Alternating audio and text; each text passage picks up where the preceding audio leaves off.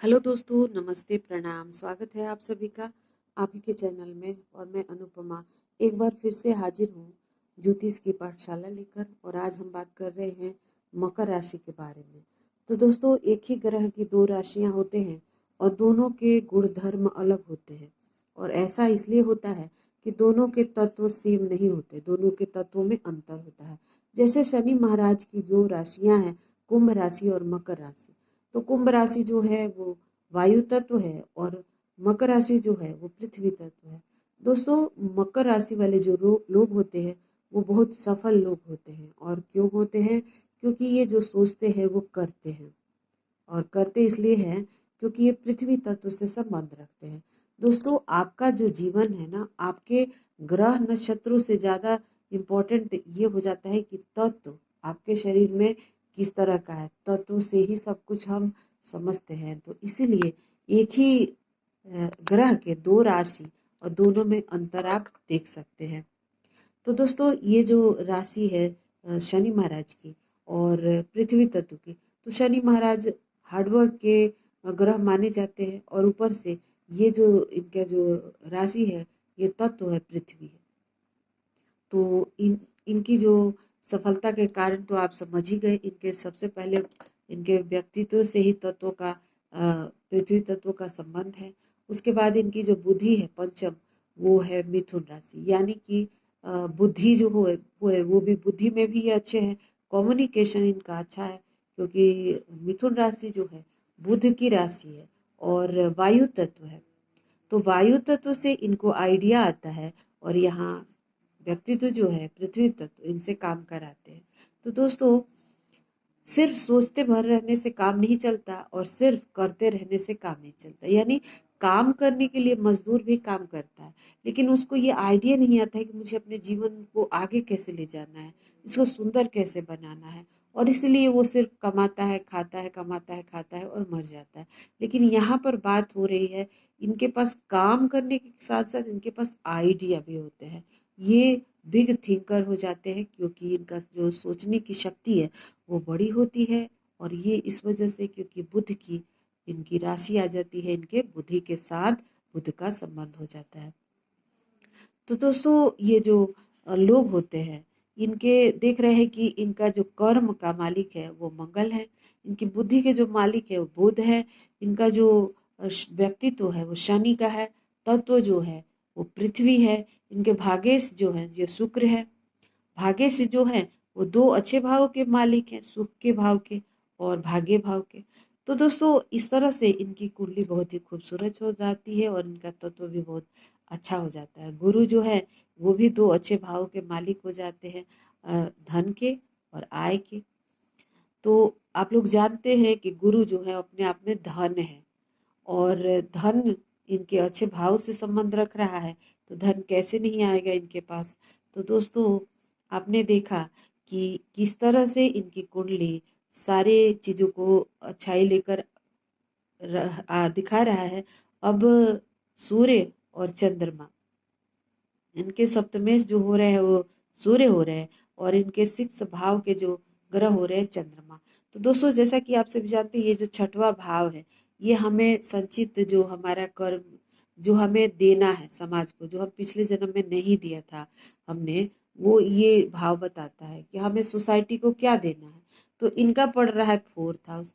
और अगर चंद्रमा भी यहीं पे बैठे हैं या ऐसे भी ये बताते हैं कुंडली की आपको माँ का कर्ज जो है हो सकता है बाकी है, तो आपको माता की सेवा करनी है, माँ से संबंधित चीजें समाज में आपको दान करना है, चंद्रमा से संबंधित चीजें आपको समाज में देना है। और इसीलिए आप अगर चंद्रमा से संबंधित वस्तुओं को निस्वार्थ भाव से अगर आप दान करते हैं और समाज में अपना योगदान देते हैं तो आपको सफलता और भी अच्छी मिलेगी, क्योंकि आप लोग सफल तो होते ही हैं। कहा जाता है कि ये लोग मेहनती हैं, समर्पित है, वफादार है, अनुशासनशील है और शीर्ष तक पहुंचने वाले लोग होते हैं।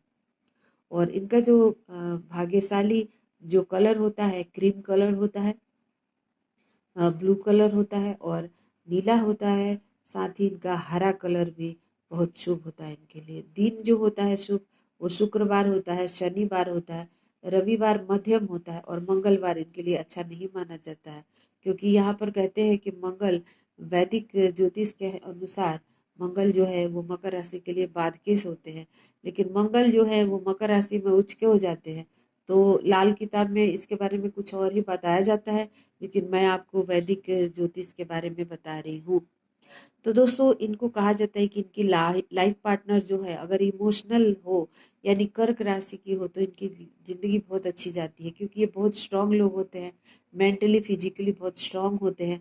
तो इनकी जो बातें हैं, जो अच्छी अच्छी बातें हैं, वो सुनने वाला एक बहुत बढ़िया सुनने वाला होना चाहिए। तो कहा जाता है कि कर्क राशि वाले लोग सुनने में बहुत अच्छे होते हैं।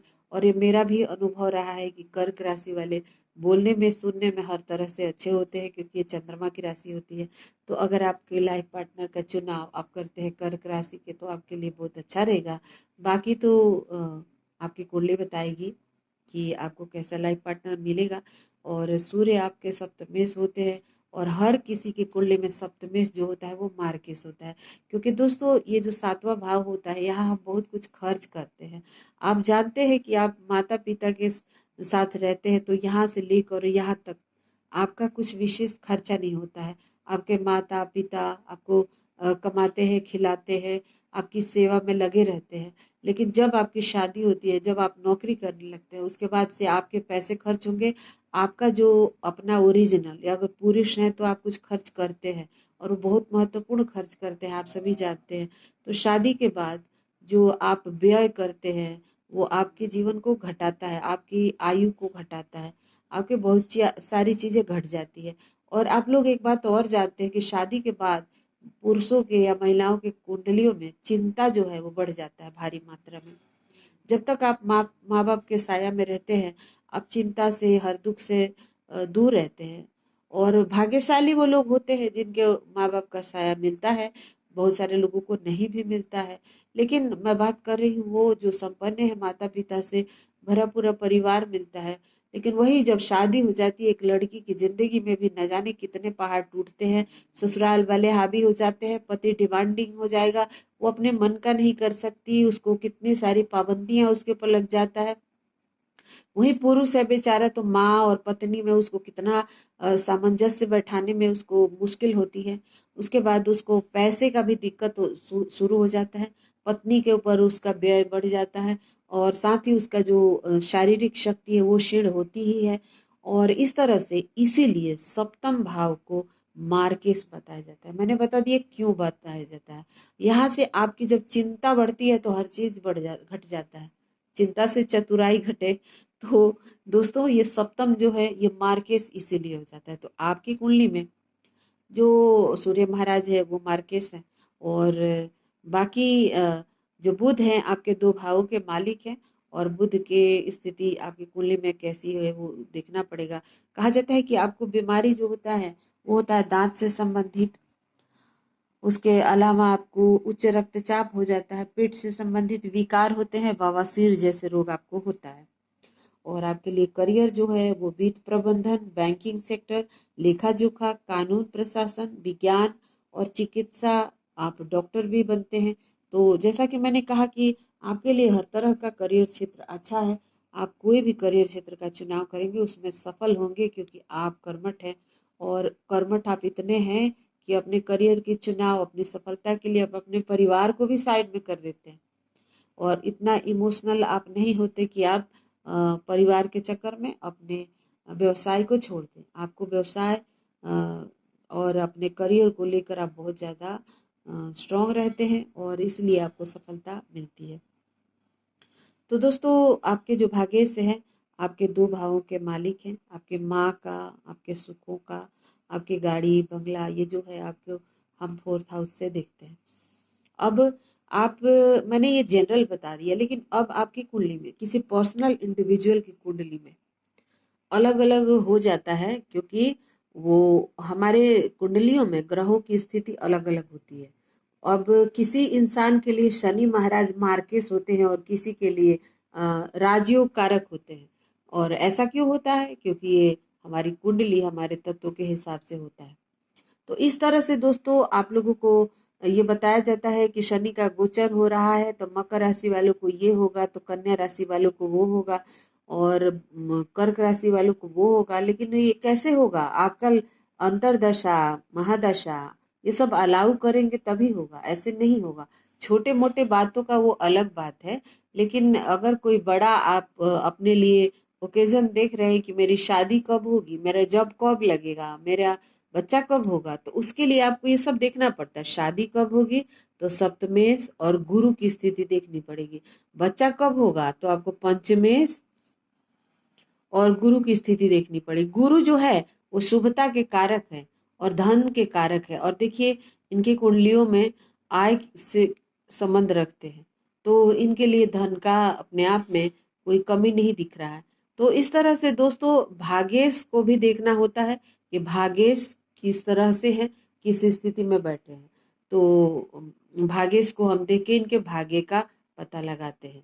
तो दोस्तों आज के लिए इतना ही, वीडियो और बड़ा हो जाएगा मैं समझाऊंगी तो।